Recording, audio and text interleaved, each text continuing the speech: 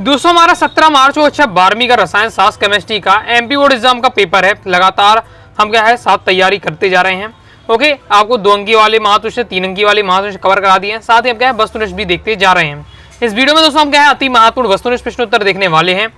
Okay, ये आपका part 3 रहने वाला, पार्ट 1 और पार्ट 2 आ चुका। क्रम से वीडियो देखना चाहते हैं 12th केमिस्ट्री टॉपर सीरीज 2025 के नाम से प्लेलिस्ट है। प्लेलिस्ट पे जाकर क्रम से वीडियो देखकर आप तैयारी कर सकते हैं। वस्तुनिष्ठ में पहले बता चुका हूँ, फिक्स तो आपका रहता नहीं है। हमें लगातार क्या है प्रैक्टिस करना पड़ेगा वस्तुनिष्ठ की, तब हमारा क्या है वस्तुनिष्ठ में क्या है नंबर फिक्स हो पाएंगे। तो विश्वास में हो सकती है जिससे उजड़ी हुई दुनिया में प्रकाश लाया जा सकता है।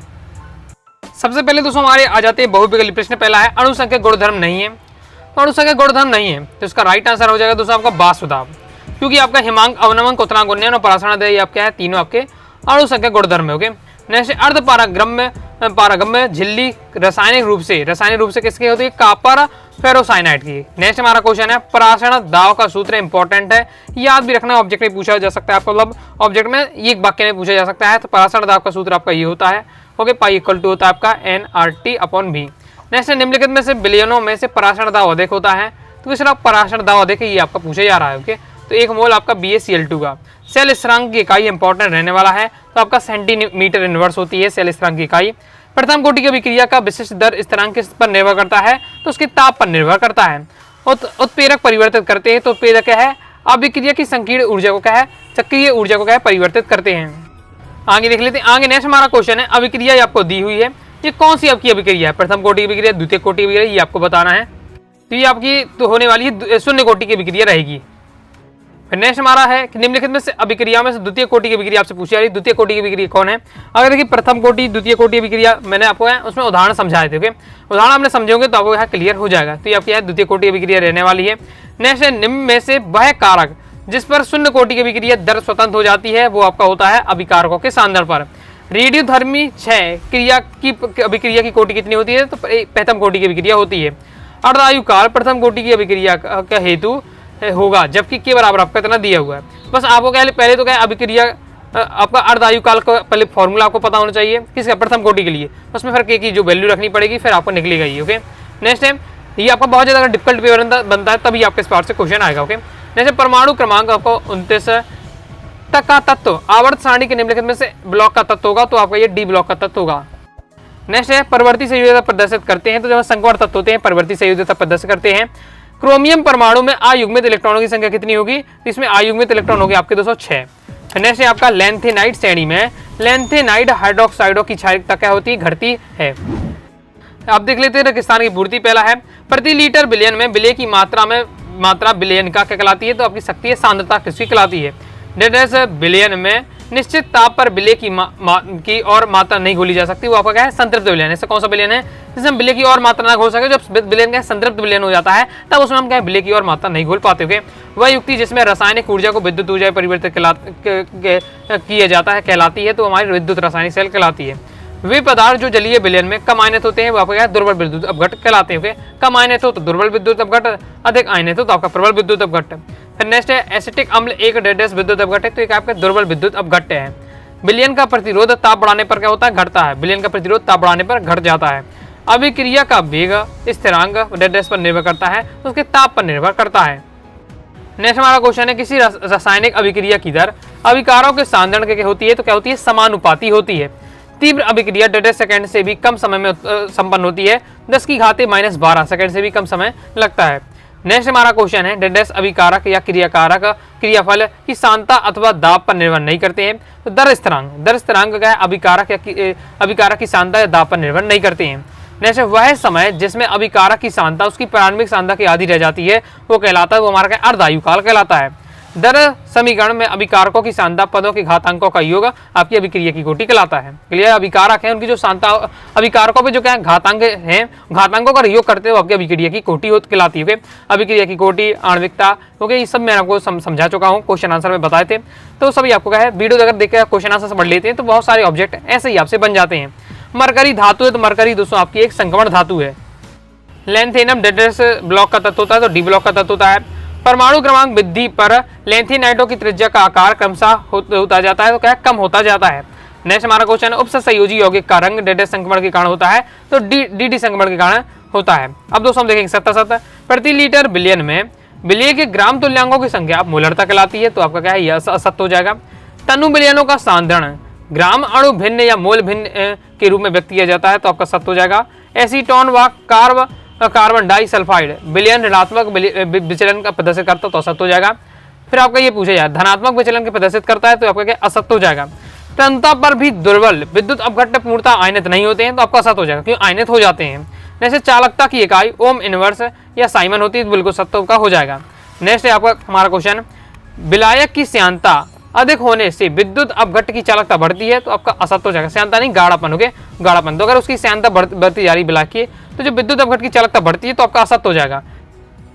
ओके, जब क्या है गाढ़ा हो जाएगा आपका वो श्यान अधिक हो जाएगा, तो क्या है जो अणु हो जाएगा ज्यादा तो भग नहीं पाएंगे। ओके, तो क्या जो चालकता होगी आपकी क्या है कमी रहेगी, ना कि बढ़ती है। नेक्स्ट है आपका आर्सेनियम समीकरण द्वारा दहली ऊर्जा ज्ञात की जाती है, तो आर्सेनियस समीकरण द्वारा दहली ऊर्जा ज्ञात की जाती है, आपका असत्य हो जाएगा। अभिक्रिया का सबसे कम वेग वाला पद दर निर्धारक पद कहलाता बिल्कुल सत्य हो जाएगा। अभिक्रिया में जो सबसे कम वेग वाला पद होगा वही क्या है, दर निर्धारक पद कहलाता है, सत्य है। नेक्स्ट क्वेश्चन है सक्रियतम संकर की ऊर्जा तथा क्रिया कारकों की निम्नतम ऊर्जा अथवा औसत ऊर्जा के अंतर को सक्रिय ऊर्जा की कहते हैं, तो बिल्कुल सत्य हो जाएगा। KMnO4 अपचायक का कार्य करता है, तो असत्य हो जाएगा। द्वितीय संगमरमर श्रेणी के तत्व 3D तत्व कहलाते हैं, असत्य हो जाएगा। टेट्रा एथिल लेड एक महत्वपूर्ण एंटी नॉक यौगिक है, तो आपका सत्य हो जाएगा। केंद्रीय धातु परमाणु आयन में उपसंयोजक बंध द्वारा जुड़े आयन अणु लिगेंड कहलाते हैं, तो आपका बिल्कुल सत्य हो जाएगा। ये लिगेंड में आपको बता ही चुका हूँ, केंद्रीय धातु कौन होता है, ये सब मैं आपको तैयार करा चुका हूँ। ओके, तो अच्छे आपने क्वेश्चन आंसर पढ़े होंगे, तो बहुत सारी आपको चीज़ समझ में आ रही होंगी। जैसे आपका विगलेंस उत्प्रेरक का उपयोग एल्केन के बहुलीकरण में किया जाता है, तो आपका ये असत्य हो जाएगा। जब फिनॉल में PCl5 की क्रिया होती है क्लोरोबेंजीन बनता है, तो हमारा बिल्कुल सत्य हो जाएगा। एक शब्द एक वाक्य में उत्तर देख लेते हैं। पहला है हमारा बिलियन के किसी घटक के मोलों की संख्या तथा बिलियन के सभी घटकों के कुल मोलों का अनुपात आपका क्या कहलाता है, तो आपका मोल प्रवाह कहलाता है। नेक्स्ट है बिलियन जो बिना संगठन बदले एक ही ताप पर आश्रित होता है स्थिर क्वाथांकी मिश्रण कहलाता है। इंपॉर्टेंट रहने वाला स्थिर क्वाथांकी मिश्रण या ओके, या इस प्रकार से पूछ लिया जा सकता है क्वेश्चन की स्थिर क्वाथांकी मिश्रण के बारे में आप क्या जानते हैं, उसको परिभाषित कीजिए। ओके, तो ये आपको बताना पड़ेगा। सांद्रता की इकाई का सूत्र आपको लिखना है। सांद्रता की इकाई का सूत्र आपको ये दिया हुआ है, तैयार कर लीजिएगा। वह प्रक्रिया जिसमें कोई पदार्थ इलेक्ट्रॉन ग्रहण करता है वो आपका कहलाता है अपचयन कहलाता है। नियम जिसके द्वारा अल्प विलेय लवण की विलेयता ज्ञात कर सकते हैं, तो ये नियम हो जाएगा आपका कोलास का नियम। ऐसी संपूर्ण अभिक्रिया जिसमें ऑक्सीकरण व अपचयन साथ साथ घटित होता है वो आपका कहलाता है रेडॉक्स अभिक्रिया कहलाती है। विद्युत अपघटनीय क्रिया जिन नियमों का पालन करती है वे नियम आपका क्या है, फैराडे के विद्युत अपघटन के नियम कहलाते हैं। ओके, ये फैराडे के दो आपके विद्युत अपघटन के नियम है, दोनों नियम तैयार कर लीजिएगा, क्योंकि वो भी आपका लॉन्ग में क्वेश्चन बन सकता है। ओके, जब अनुवादिक क्रिया के नियम का प्रतिपादन किसने किया था, तो गोल्डबर्ग और बागी ने किया था, इंपॉर्टेंट रहने वाला है। जैसे विकर्ण के अवशोषण से संपन्न होने वाली क्रिया आपकी प्रकाश रासायनिक अभिक्रिया कहलाती है। स्केडियम का इलेक्ट्रॉनिक विन्यास आपसे पूछे जा रहा है, तो ये आपको इलेक्ट्रॉनिक विन्यास दिया हुआ है। तो जिंक का इलेक्ट्रॉनिक विन्यास इस प्रकार से आपको क्वेश्चन आ सकता है, तो आपको जो सिलेक्टेड है उनको प्रैक्टिस करके रखिएगा, कैसे इलेक्ट्रॉनिक विन्यास करना पड़ता है वो भी आपको देख लेना है। जैसे जिंक परिवर्तित संयोजकता प्रदर्शित नहीं करता है, क्यों, क्योंकि इसका जो डी कक्षक होता है पूर्ण होता है, इसलिए वो क्या परिवर्तित संयोजकता प्रदर्शित नहीं करता है। लेंथेनम की कौन सी ऑक्सीकरण अवस्था अधिक स्थायी होती है, तो तीसरी अवस्था होती है, वो क्या अधिक स्थायी होती है। लूनर कास्टिक किसे कहते हैं, तो लूनर कास्टिक AgNO3 है, उसे क्या है लूनर कास्टिक के नाम से भी जाना जाता है। किस प्रकार के लिगेंड किलेट बनाते हैं, तो बहुतंतुर जो आपके लिगेंड होते हैं वो किलेट बनाते हैं। फिर नेक्स्ट इसमें आपको उपसंयोजक यौगिक दिया हुआ है। आयरन की यानी Fe से ऑक्सीकरण संख्या पूछी जा रही है, तो आपकी क्या है +3 हो जाएगी। ओके, मैं आपको निकालना भी सिखा चुका हूँ, अच्छे से आपको वीडियो देख लीजिए। IUPAC उपसंयोजक यौगिक का IUPAC नाम वाला क्वेश्चन आपको पता है 2 नंबर में आता ही है, उसका मैंने स्पेशल एकदम वीडियो बनाई है, उसमें मैंने आपको ऑक्सीकरण संख्या कैसे निकालनी पड़ती है वो भी मैंने को सिखाया है, तो वीडियो जाकर जरूर देख लीजिएगा।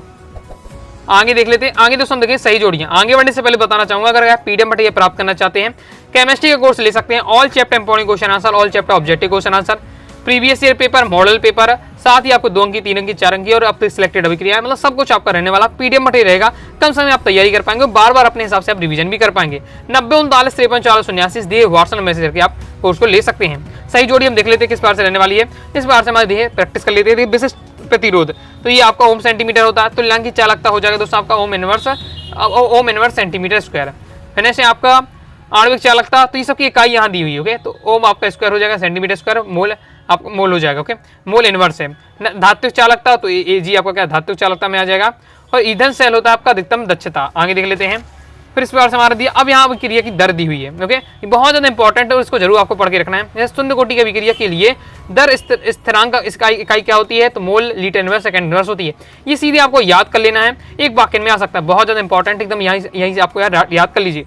द्वितीय कोटि की अभिक्रिया, तो आपकी द्वितीय कोटि की अभिक्रिया देख रही है। द्वितीय कोटि की अभिक्रिया के लिए दर स्थिरांक की इकाई क्या होती है, तो आपका मोल इनवर्स, लीटर और आपका होता है सेकंड इनवर्स। ओके, फिर तृतीय कोटि की अभिक्रिया के लिए दर स्थिरांक की इकाई, फिर तीनों के लिए प्रथम द्वितीय तृतीय कोटि की अभिक्रिया के लिए दर स्थिरांक की इकाई जरूर आपको याद करके रखना है। ये आपकी होती है तृतीय कोटि की अभिक्रिया की दर स्थिरांक की इकाई, याद अच्छे से आपको कर लेना है। नेक्स्ट हमारा देख लेते हैं, पीतल हमारा क्या ठोस विलयन हो जाएगा।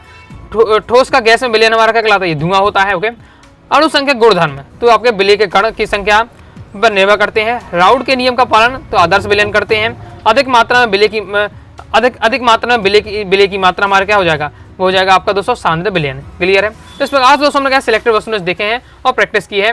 क्रम से तैयारी करना चाहते हैं 12th chemistry topper series 2025 playlist है, तो वहाँ से जाकर आप क्रम से इंपॉर्टेंट क्वेश्चन आंसर और क्रम से वस्तुनिष्ठ आप तैयार कर सकते हैं। तो आइए दोस्तों, आपको वीडियो पसंद आएगी, लाइक करके सब्सक्राइब जरूर कर दीजिएगा। साथ ही टेलीग्राम चैनल व्हाट्सएप चैनल को ज्वाइन कर लीजिएगा। डाउट आता है कमेंट से आप जरूर पूछिएगा। मिलते हैं नेक्स्ट वीडियो में, तब तक के लिए बाय बाय।